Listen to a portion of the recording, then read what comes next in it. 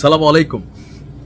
স্ক্রিনের এক অংশে আপনারা একটা ভিডিও দেখছেন। তো প্রথমে আমরা ভিপি নুরের জন্য দোয়া চাই, আল্লাহ যেন তাকে সুস্থ করে আবারও আমাদের মধ্যে ফিরিয়ে আনে এবং কি তার সেই আগুন ঝরা বক্তব্য দেওয়ার মতন আবার তৌফিক দান করে। তবে আশা করি এবার তিনি আইসিইউ থেকে ফিরে এসে নিশ্চয়ই এমন ভাষা প্রয়োগ করবেন না যার জন্য তাকে এই পরিস্থিতির শিকার হতে হয়। যাই হোক, ভিপি নুরুল হক নূর যখন হাসপাতালে ভর্তি, মুহূর্তের মধ্যে সারা বাংলাদেশে বিষয়টা ছড়িয়ে পড়েছে। সরকারের একদম ঊর্ধ্বতন বা উচ্চ পর্যায়ের যারা কি বলা হয় যে উপদেষ্টা আছেন, তাদের থেকে শুরু করে প্রেস থেকে শুরু করে তারপর হচ্ছে যে বিভিন্ন রাজনৈতিক দলগুলোর যারা নেতাকর্মী আছেন, প্রত্যেকেই ভিপি নুরুল হক নূরকে দেখতে আসছেন।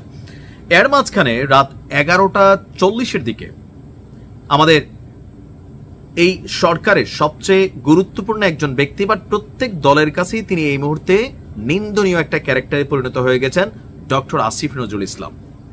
ভবিষ্যতে এই লোকটার খবর আছে, পরিস্থিতি যা দেখছি আমরা বা যেভাবে হুমকি ধামকি ওনার জন্য আসতেছে, এখন তিনি ভালো জানেন তিনি কি করেন। কারণ এনসিপিও তাকে শাসাচ্ছে, অনলাইনে সাংবাদিকরা, ইলিয়াস ভাই, পিনাকিরা, তারপর হচ্ছেন যে কনক সারোয়াররা, তারাও কিন্তু শাসাচ্ছে, বিএনপিও মাঝে মাঝে শাসাচ্ছে, জামাতও শাসাচ্ছে, আর আওয়ামী লীগ তো বসে আছে যে এবার রং দেখাবে, এরকম একটা সিচুয়েশনে পড়ে গেছেন। এখন গতকালকে ভিপি নূরকে হাসপাতালে দেখতে গিয়া পিছনের বাগানের গেট দিয়া তিনি এক প্রকার পালাইয়া আসছেন।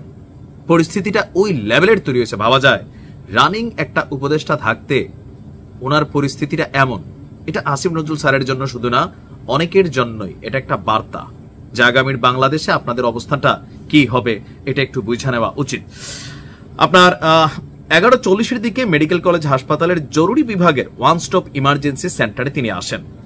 তো নূরকে দেখে বের হওয়ার সময় গণ অধিকার পরিষদের নেতাকর্মীদের রোষানলে পড়ে আবারও তিনি হাসপাতালে ঢুকে পড়েন, যে দুই একটা নিয়ে আবার উল্টাপাল্টা ঘটনা গায়েটায় পড়ে যায়। আইন উপদেষ্টাকে অবরুদ্ধ করে জাতীয় পার্টির চেয়ারম্যান জিএম কাদেরকে গ্রেপ্তারের দাবি জানায় নেতাকর্মীরা।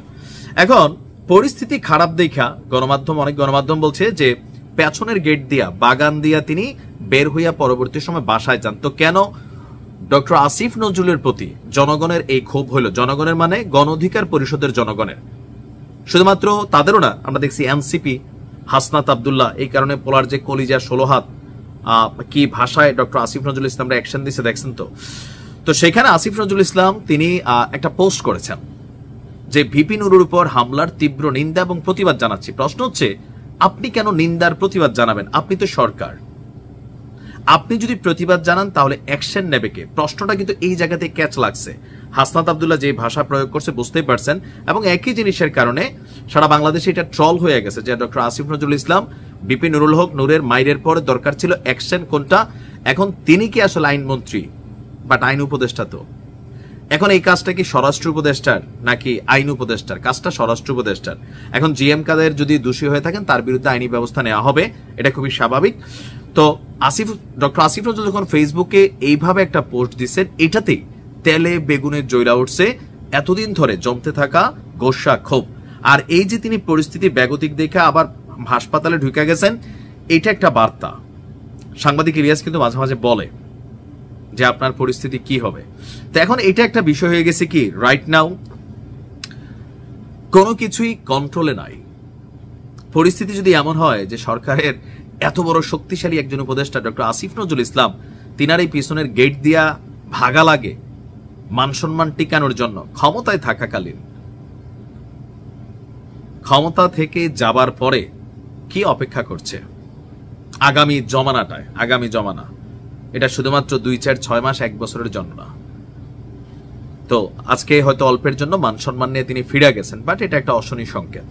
ভালো থাকুন।